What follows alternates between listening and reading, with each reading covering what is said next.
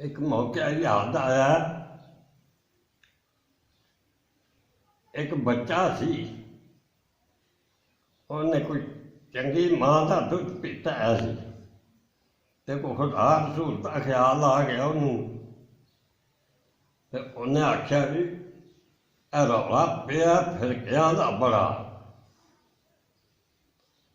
ਤੇ ਮੈਂ ਵੇਖਾਂ ਫਿਰਕਾ ਚੰਗਾ ਕਿਹੜਾ। ਉਹ ਜਾ ਵੜਿਆ ਸੁਨੀਆਂ 'ਚ, 2 ਸਾਲ ਮਾਰ ਖਾਂਦਾ ਰਿਹਾ, ਤੇ ਜਿਸ ਵੇਲੇ ਉਹਨੇ ਸਾਰਾ ਹਿਸਾਬ ਲਾ ਲਿਆ ਤੇ ਝੂਠ ਕੜਨ ਤੇ ਬੇਈਮਾਨੀ ਤੇ ਗੰਢ ਕੱਪ ਇਹ ਸਾਰਾ ਕੰਮ ਉਹ ਕਰਨ, ਤੇ ਆਖਣ ਸ਼ੀਆ ਨਹੀਂ ਚੰਗੇ, ਭਾਬੀ ਨਹੀਂ ਚੰਗੇ, ਆਖਣ ਲਗਾ ਇਹ ਤੇ ਆਪੀ ਬਹੁਤ ਕਸਮ ਕਰ ਦਿੰ ਦੂਜੇ ਭੈਰਾ। ਉਹ ਤੋਂ ਨਿਕਲ ਕੇ ਸ਼ੀਆਂ 'ਚ ਜਾ ਵੜਿਆ, ਉੱਥੇ ਵੇਖਿਆ 2 ਸਾਲ ਉਹਨੇ ਰਹਿ ਕੇ, ਤੇ ਜਿੱਥੇ ਕਿਸੇ ਦਾ ਗ੍ਰਾਹ ਭਰਤੇ ਉਹ ਮੁੜਿਆ ਹੀ ਨਾ, ਤੇ ਆਖਿਰ ਸੁਣੀ ਕਿਸੇ ਕੰਮ ਦੇ ਨਹੀਂ, ਫਲਾਣਾ ਜਿਹੜਾ ਕਿਸੇ ਕੰਮ ਦਾ ਨਹੀਂ।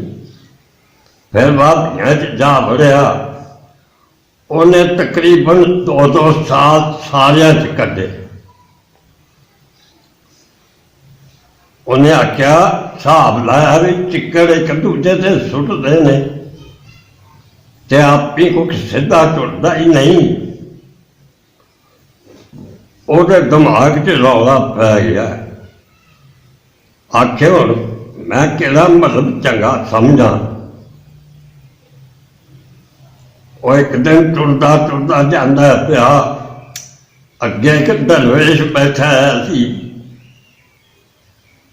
ਆਖਣ ਲੱਗਾ ਨਾਲ ਤੇ ਗੱਲ ਕਰਾਂ ਕੋਈ। ਬਹਿ ਗਿਆ, ਬਾਬਾ ਜੀ ਸਲਾਮ ਅਲੈਕੁਮ। ਵਾਲੈਕੁਮ ਸਲਾਮ। ਆ ਭਾਈ ਬੱਚਾ ਬਹਿ ਜਾ। ਬਹਿ ਗਿਆ। ਉਹਨੇ ਆਖਿਆ ਮੈਂ ਬਾਬਾ ਜੀ ਗੱਲ ਕਰਨੀ ਹੈ ਇੱਕ। ਉਹਨਾਂ ਆਖਿਆ ਕਰ। ਆਖਲਾ ਜੇ ਸੁਣੋ ਗੌਰ ਨਾਲ ਤੇ ਮੈਂ ਕੰਮ ਬੜਾ ਕੀਤਾ। ਉਹਨਾਂ ਆਖਿਆ ਗੌਰ ਨਾਲ ਸੁਣਨੇ ਸੁਣਾ। ਤੋ ਗੱਲ ਕੀਤਿਆਂ ਨੇ ਕਾਹਲੀ ਮੁੱਕ ਜਾਂਦੀ ਹੈ ਨਾ, ਤੇ ਕੰਮ ਕੀਤਿਆਂ ਵਕਤ ਲੱਗਦਾ। ਉਹ ਜਿਵੇਂ ਜਿਵੇਂ 2 ਸਾਲ ਰਿਹਾ,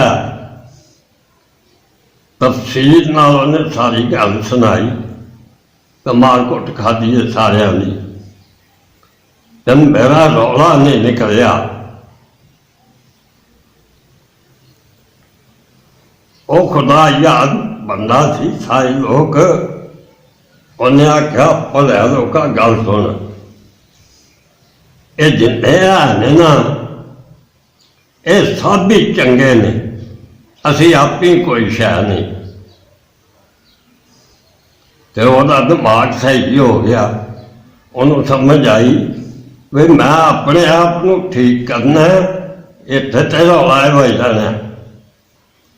ਉਹਨਾਂ ਆਖਿਆ ਭਲਿਆ ਲੋਕਾਂ ਜਿਹੜੀਆਂ ਇੱਛਾਵਾਂ, ਜਿਹੜੇ ਖਿਆਲਾਤ, ਜਿਹੜੇ ਕੰਮ ਤੈਨੂੰ ਚੰਗੇ ਨਹੀਂ ਲੱਗਦੇ, ਖੁਦਾ ਦੀ ਰਾਤ ਪਾਕ ਜਿਹੜੀਆਂ ਕੰਮਾਂ ਤੋਂ ਠਾਕਦੇ ਨੇ, ਉਧਰੋਂ ਬਾਜ਼ ਆ ਜਾ ਤੇ ਤੂੰ ਆਪਣਾ ਆਪ ਠੀਕ ਕਰ।